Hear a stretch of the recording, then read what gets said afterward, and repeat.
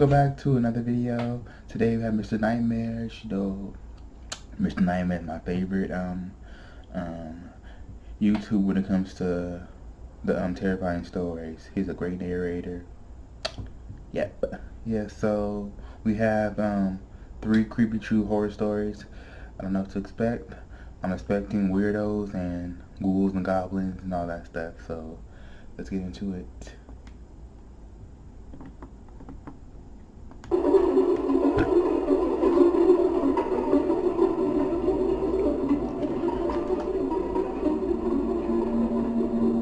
was house sitting for my grandma one weekend while she went to Florida with some of her church friends. This behind me is I was sleeping in the guest somewhere. bedroom next to her room.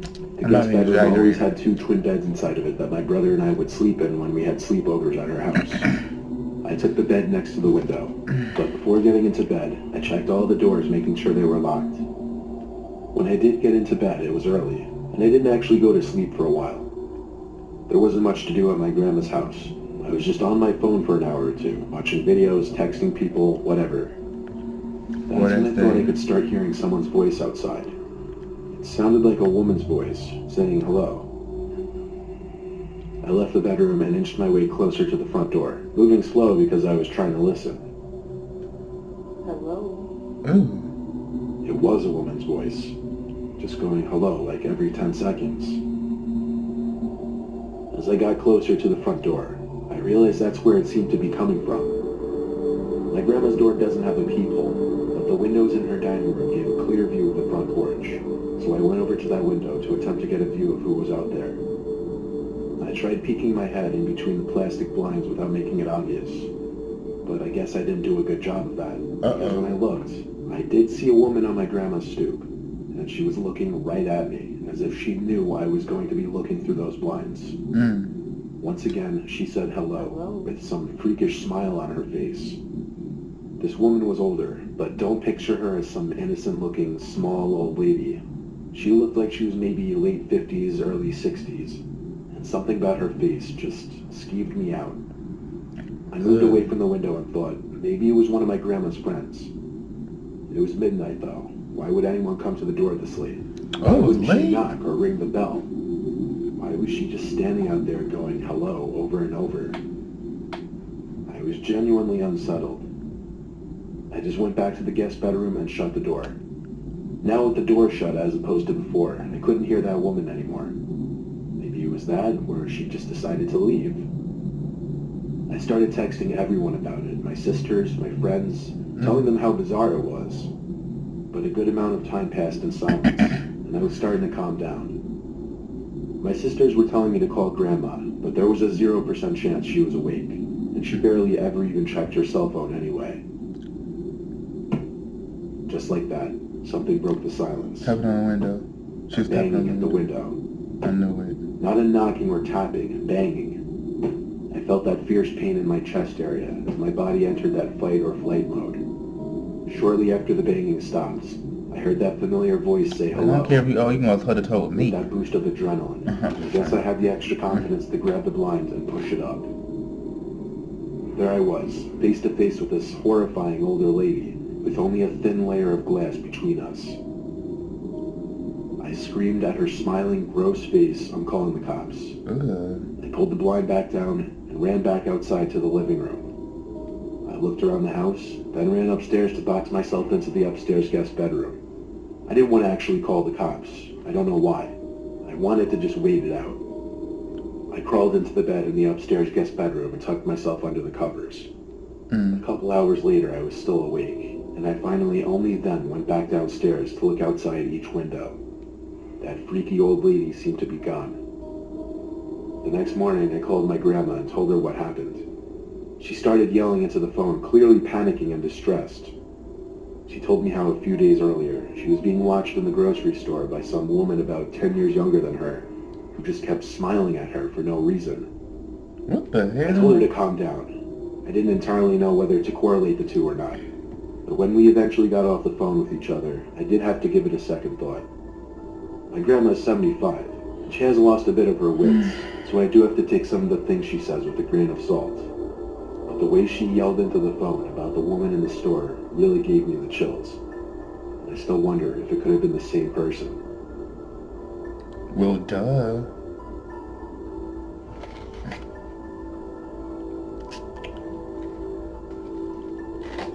My name is Nicholas. I'm currently a freshman at Syracuse University, which doesn't exactly sit in the safest area. I just went through a breakup with my first girlfriend, so I started getting back into the online dating scene. I was using the app Hinge when I found some blonde girl named Stephanie who I really connected with. She also went to Syracuse. We both like to read, go to the movies, we even had the same sense of humor. I suggested we go on a movie date, and she said she'd love to. She told me to meet her at some specific point near campus, and she'd pick me up. Like so, Boston. around 9 o'clock, I waited on some corner of a normal neighborhood block, waiting for Stephanie. She asked me to share my location with her, and so I did.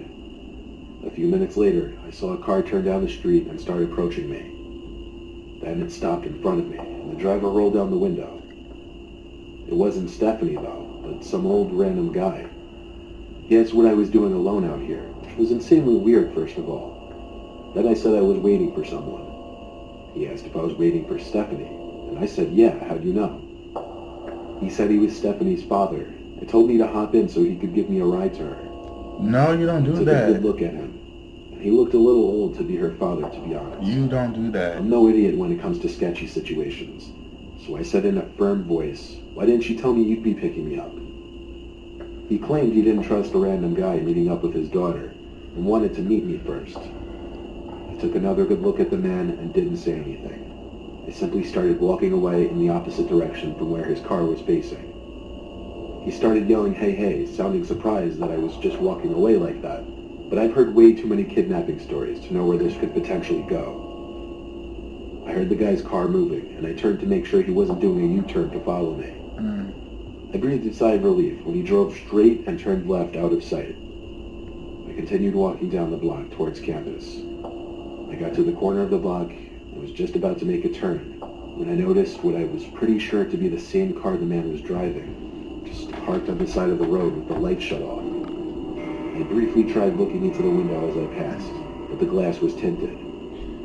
I tried not making it obvious that I was suspicious and continued walking. I got a text from this so-called Stephanie person saying, why didn't you get in the car with my dad? Stupid. I ignored the text and continued walking. Don't do it. I kept looking back to see if the car would move. Don't do it. When I got to an intersection in the road, I turned right and then full-on booked it in the direction of campus. Surprisingly, I wasn't followed. I made it back to campus out of breath and started walking to my dorm building. I felt like I heard footsteps following me, though. I thought maybe I was being paranoid, but when I heard a piece of broken glass being kicked by someone's shoe, I knew I was being tailed. I made a point of ducking down behind a van and stopping to give me time to listen for where their footsteps were coming. They were a few cars away from me. Then I remembered. I never stopped sharing my location with Stephanie. No, bro, you keep running. I saw him. It was that old man. He was approaching from between two cars across from me. He yelled something that I didn't fully understand, but it sounded like he said, come back and I'll take you to her. He had to be like 60-something. There's no way he would catch me if I sprinted. Fucking weirdo. I lost him easily when I ran, and made it back to my dorm room.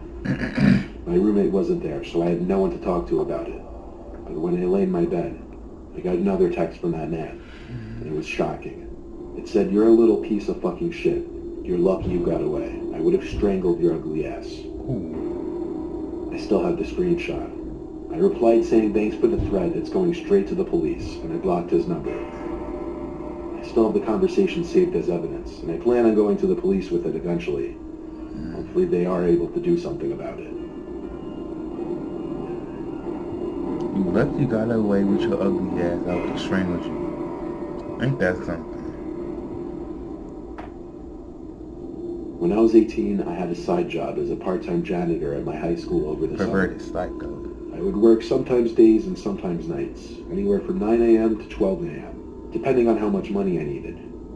Oftentimes I would be left to lock up the building when the older janitors had left. This was a time before the high school had cameras installed in every single hallway.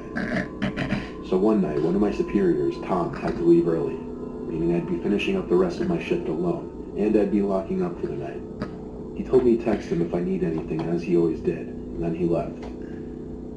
I loved it when I was left alone, because usually I just do half an hour of work and then just tan around on my phone or leave early and still get paid for the whole shift. I definitely pushed it with the things I get away with at that place. One of the things Tom asked me to do before leaving was bring all the extra seats in the gymnasium from the assembly down to the basement storage room. So I figured I'd do that, then just go home. I grabbed a stack of 6 chairs and started carrying it down to the basement. The lights in the storage room were very dim. They kind of suck. The whole basement of that school wasn't exactly pretty. It felt more like a basement to a warehouse. Anyway, there were what appeared to be a bunch of art mannequins covered by paint cloths. You know, those big things that look like blankets. It seemed all the school's art supplies were stored down here. I dropped a stack of chairs down where the rest of the chairs were stored, and went back up to the gym to get more. When I came back down with more chairs, I noticed one of the mannequins was exposed now. The blanket was removed from on top of it. I know for sure it was covered minutes earlier because it was one of the front ones. I texted Tom saying, I think someone's down in the basement. He said back, what do you mean? And I said one of the art cloths were moved. He took a minute to respond saying no one else should be there. Then I noticed something. The art cloth, tucked in the corner of the storage room, sitting outside of the light that was produced at the center of the room. It was covering something, surely. I started to tiptoe over to it. It was covering a person. I was a few feet away from it. I realized whatever was under that cloth was moving just ever so slightly. There was undoubtedly someone hiding under there. I ran back upstairs and locked the basement door. I texted Tom saying someone is hiding under a cloth in the basement. He said call the cops, but I insisted he just come back since he only just left like 10 minutes ago. He didn't want to come back though. Call the cops. He told me to be a man and confront whoever was down there. So I went down to the basement again. However, the cloth was now strewn flat on the floor. Whoever was hiding under there was gone. But possibly the scariest thing was yet to happen. As I stood in the storage room, there were loud metallic thumps coming from above my head. I looked up and saw indents slowly forming in the large air vent above me. Someone was crawling through the main vent, then just stopped literally above me. And then bangs. Bangs like whoever was in there was trying to break open the floor of the air vent. I didn't know what was happening, but I was officially done with this. I ran up the stairs, locked up the school, and went home. I told Tom the partial truth the next day, but I thought I saw someone in the corner, and it was gone when I went back. And I claimed there was nothing else I could say. What's up with these pictures, man? Thank God it was my last week there, so it wasn't my concern.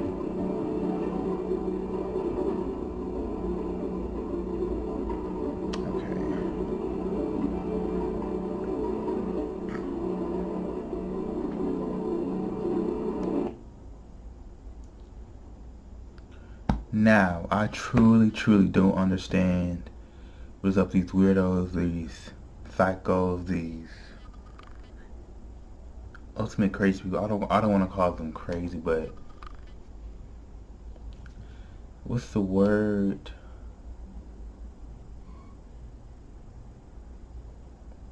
They're just weirdos in a bad way. You got this lady who's stalking this older lady, coming to your house at nighttime. Then you have I think the second person, he was kind of stupid because you never share your location to someone you know, and you gotta, especially if you're meeting someone, you have to be in a public area.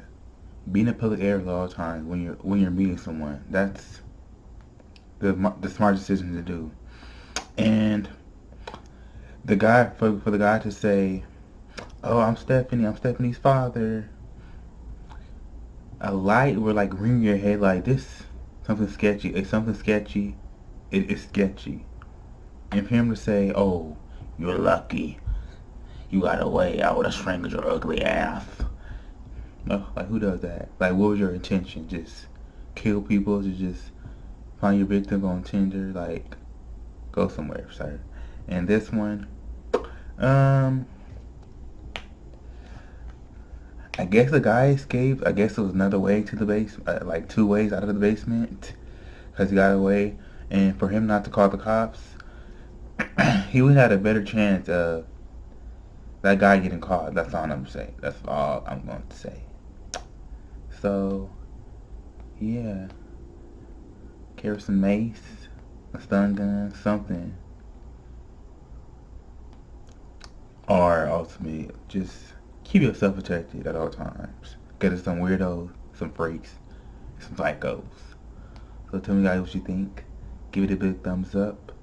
And like, share, subscribe to Mr. Nightmare's channel. Pretty sure you have. Or you already will. Or you already would. You know what I'm trying to say. So until next time, peace. Have a blessed one.